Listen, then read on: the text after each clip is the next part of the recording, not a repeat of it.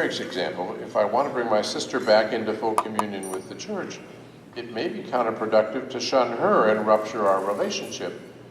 The best I can do might be to stay close to her, and when the occasion is right, to make clear my hope that she and her new husband will regularize their relationship if that's possible. Sometimes we'll get it wrong.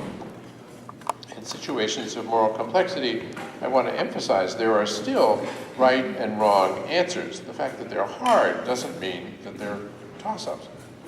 Francis's recommendation to err on the side of charity doesn't excuse us from doing the hard work of trying to do the right thing. It simply means that we must weigh these issues with a disposition of humility and ask for God's mercy when we miss the mark. Let me return to the problem that I began with. There is no ambiguity in the Church's teaching about abortion. The mother who procured the abortion that began the HEC 293 cell line was guilty of a grave wrong. So was the doctor who performed it. What about the scientist who harvested the cells and developed the line? I picture him in a lab next door to the abortion clinic, waiting to carve up the remains of the fetus to use in his experiment. If that's what actually happened, he's rather like the fence who receives stolen goods, like Fagin and Oliver Twist, for example. And the same may be true of the commercial distributor of the cell line, used to be called Invitrogen. It's now called Life Technologies.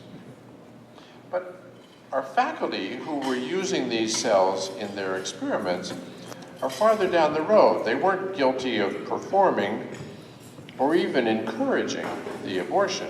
In fact, they weren't even doing experiments on the fetal cell line. They were using it as a tool to do things like produce proteins. But was it wrong to use what lawyers would call the fruit of the poison tree? This turned out to be a much more complex question than I initially thought. First of all, HEC 293 was developed as a robust cell line in 1973. It's the kind of cell line that scientists refer to as immortal. You might have read about the HeLa cell line that was described in a popular book by Rebecca Skloot called The Immortal Life of Henrietta Lacks. Anyway, it continues to divide and reproduce since 1973, so it's now been around for 45 years. In fact, the original kidney cells, this is why it's HEK, means human embryo kidney, and it's called 293 because it went through that many passages before the cell line itself was produced. Since that time, the original line has gone through more generations and been modified in more ways to optimize the cells for specific applications. We're far removed from the fetus whose death we're concerned about.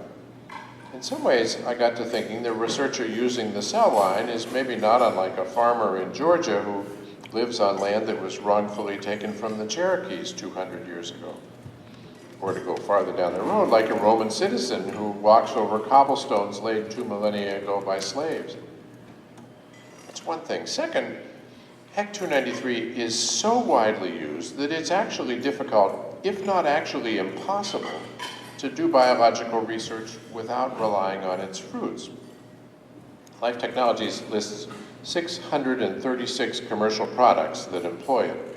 Millipore, another biomanufacturing company, lists 448 products, antibodies validated using HEC 293, recombinant proteins, modified cell lines. Sigma Aldrich lists 170 mostly recombinant proteins, and an enormous number of molecular body reagents, antigens, antibodies, vectors, viruses, recombinant proteins, etc., have been produced using HEC 293 and 3 other fetal cell lines, but mostly HEC 293. Often, it's impossible even to know unless you call up the tech department of the company that makes them, and frequently the data are proprietary, and even the investigator can't find out whether it's been used or not. In the end, we concluded that if we were really serious about having no contact with HEC 293, we would have to get out of the business of doing biology. That might be a heroic affirmation of the value of human life. But I can't think that we're morally obliged to do it. Some of our undergraduates envision careers as doctors and nurses. They can't work in healthcare without studying biology. Others are committed to science itself, and we shouldn't close off that path to them.